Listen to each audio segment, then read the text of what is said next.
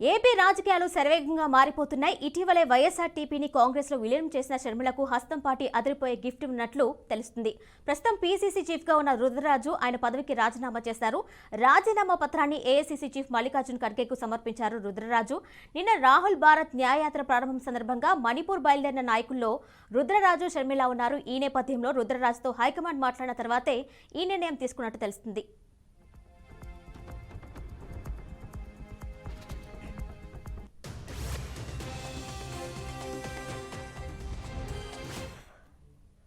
అయితే తెలుగు రాష్ట్రాల్లో సంచలనం రేపిన షర్మిల క్రిస్మస్ గిఫ్ట్ల పర్వం తెలిసిందే. నారా లోకేష్, కేటీఆర్ తదితరులు ఆమెకు గిఫ్ట్లు పంపింది. అందరికీ బహుమతులు పంపిన షర్మిలకు కాంగ్రెస్ మాత్రం మంచి గిఫ్ట్నే ఇవ్వబోతుందని సమాచారం. షర్మిలను హస్తం పార్టీ పీసీసీ చీఫ్ పోస్టుతో కాంగ్రెస్ పార్టీ గౌరవించబోతుంది. ఏపీలో ఢీలా పడ్డ కాంగ్రెస్ షర్మిల రాకతో రూపురేఖలు మారే అవకాశం ఉంది.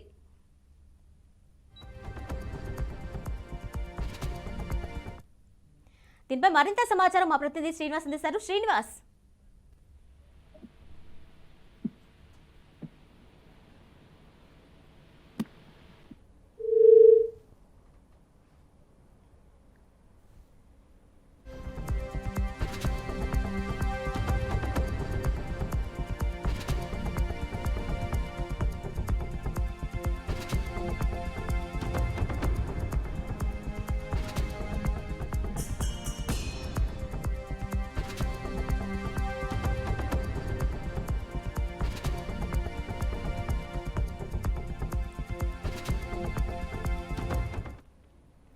ఏపీ రాజకీయాలు శరవేగంగా మారిపోతున్నాయి. ఇటీవలే వైఎస్ఆర్టీపీని కాంగ్రెస్ లో విలీనం చేసిన షర్మిలకు హస్తం పార్టీ అదిరిపోయే గిఫ్ట్ ఇవ్వనట్లు తెలిసింది. ప్రస్తుతం పీసీసీ చీఫ్ గా ఉన్న రుద్రరాజు ఆయన పదవికి రాజీనామా చేశారు. రాజీనామా పత్రాన్ని ఏఐసీసీ చీఫ్ మల్లికార్జున్ ఖర్గేకు సమర్పించారు రుద్రరాజు. నిన్న రాహుల్ భారత్ న్యాయయాత్ర ప్రారంభం సందర్భంగా మణిపూర్ బయలుదేరిన నాయకుల్లో రుద్రరాజు, షర్మిల ఉన్నారు.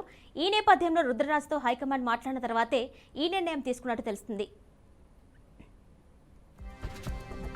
దీనిపై మరింత సమాచారం మా ప్రతినిధి శ్రీనివాస్ అందిస్తారు. శ్రీనివాస్, చెప్పండి, ఏపీ పీసీసీ చీఫ్ పదవిని షర్మిలకు అప్పగిస్తున్నట్టు తెలిసింది, డీటెయిల్స్ ఇవ్వండి.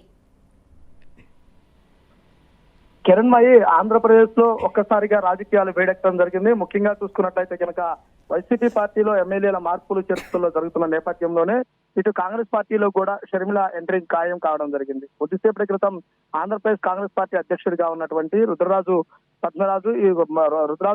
రాజీనామా చేయడం జరిగింది. రానున్న 2-3 రోజుల్లోనే షర్మిలకు పిసిసి పదవి అప్పగించే అవకాశం కనపడుతుంది. అయితే ఇక్కడ ఎటువంటి ప్రభావం చూపినటువంటి కాంగ్రెస్ పార్టీకి సంబంధించి షర్మిల రాక ద్వారా కొంత ప్రయోజనం చేకూరుతుందనే ఉద్దేశంతో ముందుకు జరుగుతున్నటువంటి పరిస్థితి జరిగింది. ఇప్పటికే కొంతమంది అసమ్మతి నేతలు, వైసీపీ పార్టీలో ఉన్నటువంటి అసమ్మతి నేతలంతా కూడా సిట్టింగ్ ఎమ్మెల్యేలుగా ఉన్నవారు కూడా, టికెట్లు రాని వారు కూడా కాంగ్రెస్ పార్టీ వైపు చూస్తున్నటువంటి పరిస్థితి కూడా ఉండడం జరిగింది. ముఖ్యంగా చూసుకున్నట్లయితే కనుక పిసిసి పదవి మార్పు, షర్మిల ఎంటర్ కావటము, ఎంటర్ అయిన తర్వాత వరుసగా బహిరంగ సభలు కూడా ప్లాన్ చేస్తున్నటువంటి పరిస్థితి ఉండడం జరిగింది.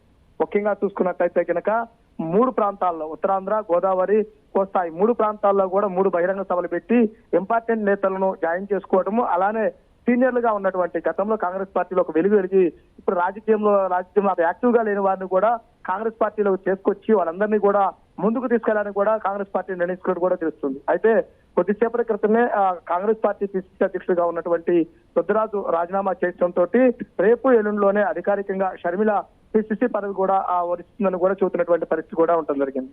ముఖ్యంగా చూసుకున్నట్లయితే కనుక ఆంధ్రప్రదేశ్ రాజకీయాలలో ఒక్కసారిగా మార్పులు అనేది కూడా స్పష్టంగా కనపడుతున్నాయి. అంటే అధికార వైఎస్ఆర్సీపీ పార్టీ, అదేవిధంగా తెలుగుదేశం, జనసేన ఈ పార్టీలతో పాటు చూసినట్లయితే కనుక కాంగ్రెస్ పార్టీ కూడా ఎంతో కొంత బెటర్ గా జాయినింగ్స్ ఉండే అవకాశం ఉండే విధంగాను, అదేవిధంగా మార్పులు చేర్పులు చేస్తున్నటువంటి పరిస్థితి కూడా కనపడుతుంది. ఈ రోజు ఎక్కడైతే కనుక ఆ పిసిసి పదవికి రాజీనామా చేయించారో అలానే రేపు ఎల్లుండిలోనే తప్పనిసరిగా అధికారికంగా పిసిసి పదవికి సంబంధించినటువంటి అధికారిక ప్రకటన వెలువడుతుందని కూడా చెబుతున్న పరిస్థితి కనుక ఉంది.